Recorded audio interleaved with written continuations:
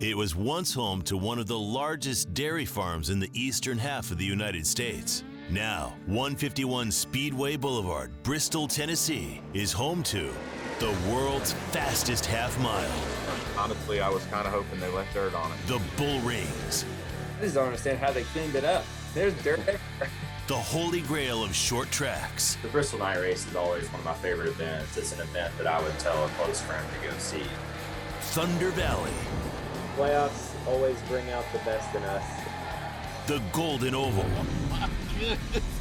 Okay. You think you can do this? Woo! I'm awake. Celebrating 60 years. This is Bristol Motor Speedway, and this is Trackside at Bristol. Well, by this time Saturday night, stadium lights will illuminate one of the most action-packed and popular races in NASCAR history here at the world's fastest half mile. These seats will be filled with fans, and the track buried beneath rubber as drivers compete in the Bass Pro Shop NRA Night Race. Engines will be revved and ready when the green flag drops on the NASCAR Cup Series at 7:30 p.m. This is the cutoff race for the first leg of the playoffs and involves 500 strenuous laps. Well, as cars line up, they'll be rolling on the concrete, a big difference from what was here 6 months ago. The 19-degree banks of the world's fastest half mile, covered in dirt nearly 10 feet deep, the front and back stretches roughly 2 feet deep. Spring 2021 was a historic season for BMS as NASCAR returned to dirt racing in March for the first time in more than 50 years. But in May, it was time for the colossal cleanup, turning this into what you see today.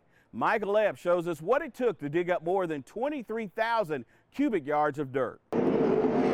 Dirt at Bristol was quite an experience. Dirt's difficult, coming up with the exact science and the magic. It felt like mud at Bristol with all the rain that weekend, pushing both races to run back-to-back that Monday afternoon. Naturally, we're the only track that's ever had NASCAR Cup cars on dirt, so there was a lot of things that we learned.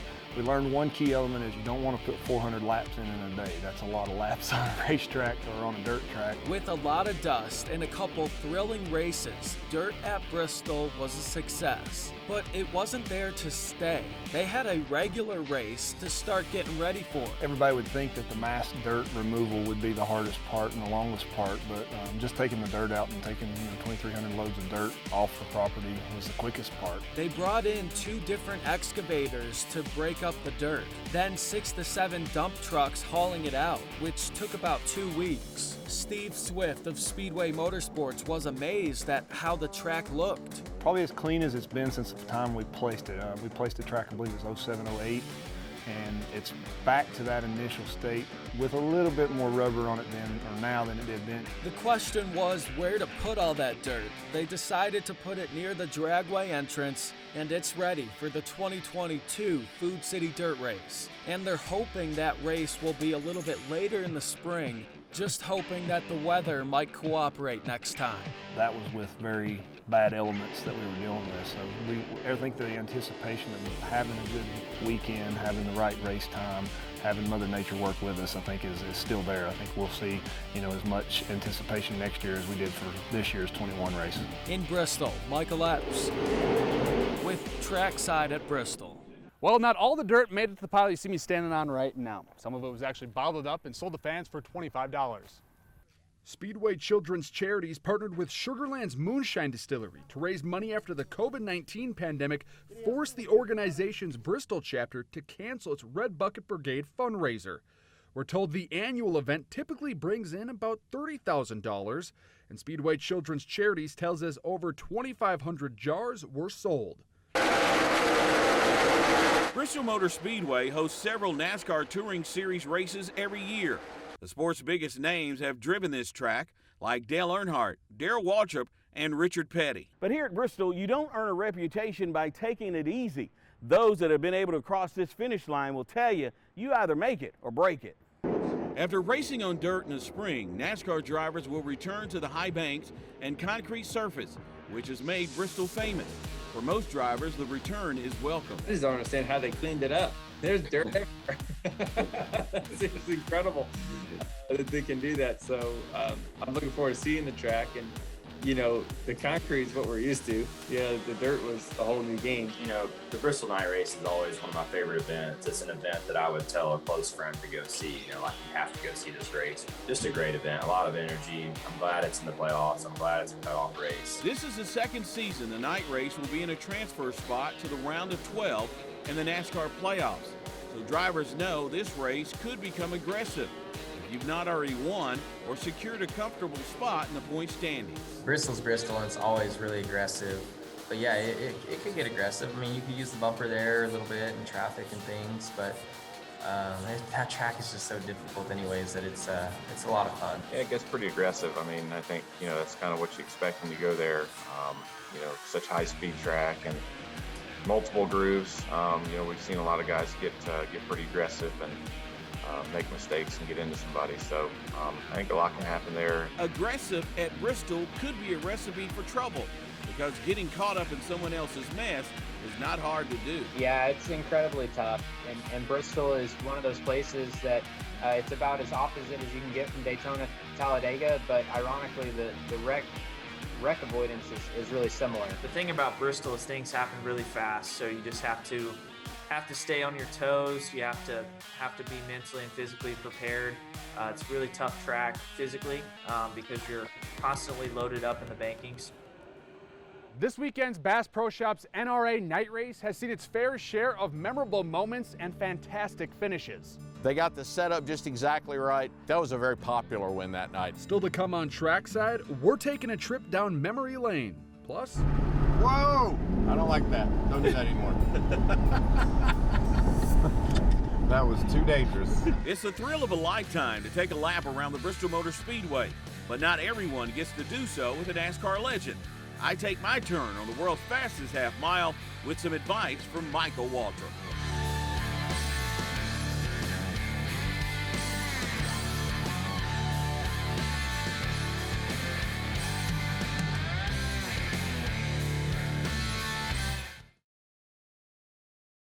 Bristol Motor Speedway held its first night race in 1978 after installing large stadium lights. More than 4 decades later, the After Dark Cup Series race is the track's most popular event and holds some of the sport's most memorable moments. It's a Tri-Cities tradition like none other, the Bristol Night Race. But the history of this event runs as deep as this area's racing roots. The 1985 night race was pivotal not only for Bristol, but for the sport of NASCAR, because it was the first night race that was televised live. And that was just the beginning of what the last great Coliseum had in store for the next 30 years. Stars kind of aligned that night. Ernie Irvan ran very well at Bristol. He led a lot of laps here in a prior race, so he knew the fast way around. They got the setup just exactly right. To me, it's one of the 2 or 3 most memorable moments that I've ever experienced here. The white flag, there's a leader change, and Labonte takes the lead. And meanwhile, Ricky Rudd trying to... Oh, and Earnhardt spins him out. Terry got into me in the middle of 3 and 4, and I was going to get back to him and just rattle him. I wasn't going to wreck him, but I got to him and he turned him around. He was the guy to beat. But circumstances, he was never able to close the deal in the night race. Jeff Gordon, the checkered flag at the end of the winless streak. Gordon wins the Sharpie 500 at Bristol. I just wanted it really, really bad. You wanted this night race at Bristol bad. You know, I did want that. A pivotal moment in Dale Jr.'s career. He was able to win the Food City race on Friday night. He took that win, and he was setting himself up then to become the first driver to win both those events in a weekend. As Dale Earnhardt Jr. wins the Sharpie 500 at Bristol. Man, this is one of the biggest wins of my career. Why is that? It's Bristol, baby! Now a driver's gonna feel that same exact emotion when they conquer the last great Coliseum, but who's it gonna be in this playoff cut race? That Harvick guy that's the defending race champion is in that bottom 4. You look at a guy like Denny Hamlin, who won here in 2019, who has multiple night race wins, and then you look at another guy like Kyle Busch, and he's got to circle Bristol on the calendar. No matter who ends up in victory lane, It'll just add to the night race tradition. This year, the Bristol Motor Speedway is celebrating a major milestone, 60 years of racing in Northeast Tennessee. Throughout those 6 decades, this oval track has racked up several nicknames. The world's fastest half mile, Thunder Valley, the last great Coliseum, the holy grail of short tracks. But whatever you choose to call it, Bristol Motor Speedway is one of the most popular destinations for its racers and its fans. But that wasn't always the case. This more than 150,000-seat amphitheater, nestled in the Appalachian Mountains, was originally a 100-acre dairy farm. In 1960, partners Carl Moore, Larry Carrier, and R.G. Pope purchased the land to build what was then called Bristol International Raceway. 1 year and $600,000 later, Jack Smith and relief driver Johnny Allen scored the first BMS Cup Series victory on July 30th, 1961. The track is just over half a mile in length and is 40 feet wide. The straightaways are 650 feet, and banking in the corners is 24 to 28 degrees. So show me what it feels like to race on the Bristol Motor Speedway. And what I love is when they get to clipping this apron. My brother used to say, you got to hang that left front right on that apron. And that's just a great feeling when it sticks and works right.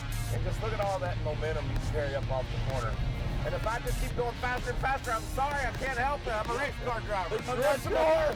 Do any more. I think I can feel the G-forces right now. Woo! We opened her up that time. Woo! Okay. How fast you want to go? Okay. I at least want to get to lunch later on this afternoon. What'd you have for breakfast? You're about to find out here in a minute. My spotter's in my ear. Come on, pit my ear. Pitting this time by, pitting this time by. Not there. There you go. Next turn for the pit. So I'm going to go as fast as I can down this front straightaway. And when I get to turn 1, I got to get all I can get, right? So I'm going to come around the bend here and then right there, 35.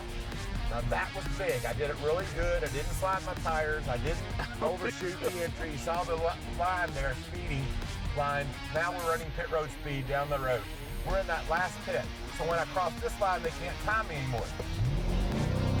So I got to do that. That's how they do it. And you okay Sorry, back there. man. And you're okay. Sorry, cameraman. You can't go. You might ought to put your blinkers on and caution lights and you're going so slow. Trust me, I'm telling you, I'm a pretty good driver. All right, that's fast enough. That was just 69. You might that be was just 69. You might be a good driver, but I'm a terrible passenger. I tell you what, let's do. Let's get. Okay. I'll get out, and you're in the camera and see how fast y'all can go. Okay.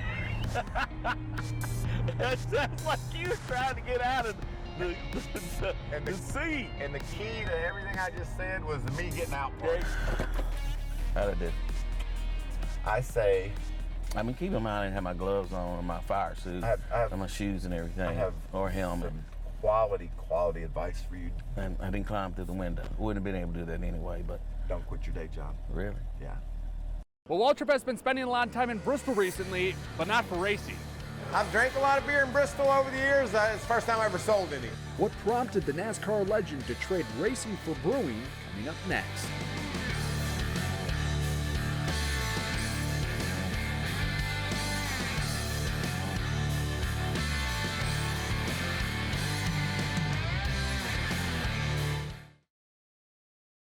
Well, 3 years ago, former NASCAR driver Michael Waltrip and his buddies were out west, and they thought it'd be a good idea to come up with their own beer. Well, that dream became a reality last month right here in Bristol, Virginia. Behind me is the Michael Waltrip Brewing Company, and I actually got to tour the 2-level tap room. It's a proud papa moment. Born out of racing and hops, Michael Waltrip's Bristol Brewery is the spirit of NASCAR. Opening the doors and seeing smiling faces and people enjoying drinking a cold beer. That's what it's all about. We wanted this to be a friendly place to gather. His newest addition to the family tree was 3 years in the making, with the seeds being planted in none other than wine country. You know, we could take all that's great about craft beer, but create a style that's unique, more approachable maybe, and that's really what we set out to do. But that signature location wasn't the smoothest pour. We weren't sure, honestly, whether we were going to come. And we flew out here, and for our first trip, we all looked at each other and said, this is the place for us, and it's exceeded expectation. Well, that's really no surprise.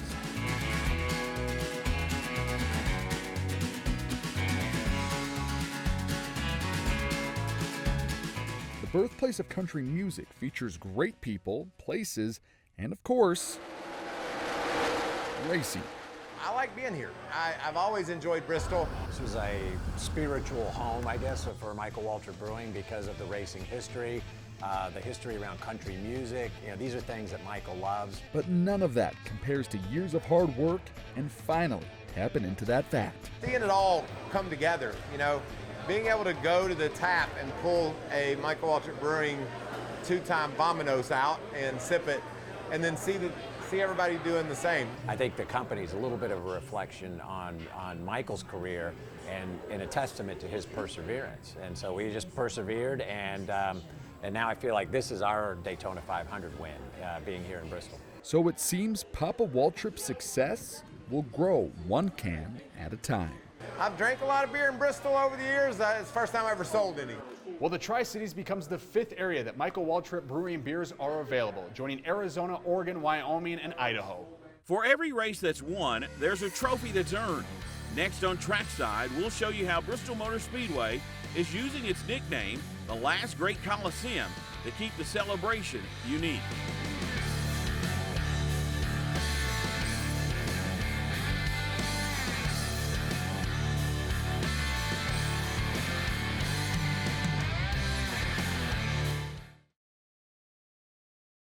High above the infield at Bristol Motor Speedway is Colossus, the world's largest outdoor center-hung display.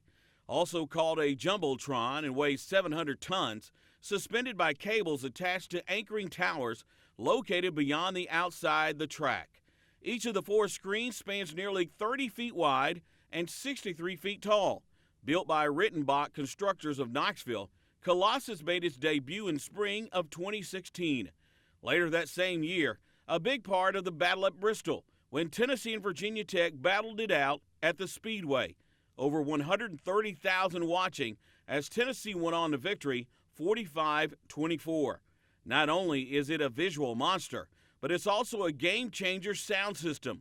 540,000 watts, powering 380 three-way loudspeakers and 48 stadium subwoofers. The former system features only 2,400 watts, 10 two-way loudspeakers, and 8 subwoofers. We're right here at Victory Lane, and winning at Bristol Motor Speedway, well, that's a big prize. And to make it even more special, track officials at the last great Coliseum added a new addition, the Bristol Gladiator Sword. The unusual item is paired with the massive Cup Series trophy. Carl Edwards was the first to be presented the Gladiator Sword after winning the 2014 Food City 500. Just in the last decade, several big NASCAR drivers have taken the night race win. That includes Kevin Harvick, Denny Hamlin, Kurt and Kyle Busch, Joey Logano, Matt Kenseth, and Brad Keselowski. The goal Saturday night is to cross the finish line first, but some drivers may also hope to set a new record.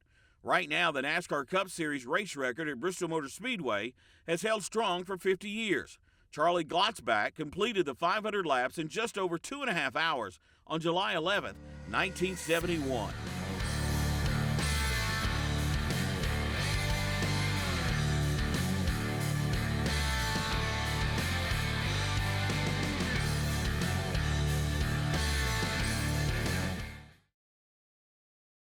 The Bass Pro Shop NRA Night Race starts Saturday at 7:30 Eastern Time. For those fans who plan on being in the stands, the fun starts early. And the Bristol Motor Speedway fan zone opens up at 11 a.m. And for fans who want to walk the track, well, that starts at 3. If you can't make it out to the track, you don't have to miss the action. You can watch the Bass Pro Shop's NRA Night Race live on NBC Sports at 7:30 Saturday night.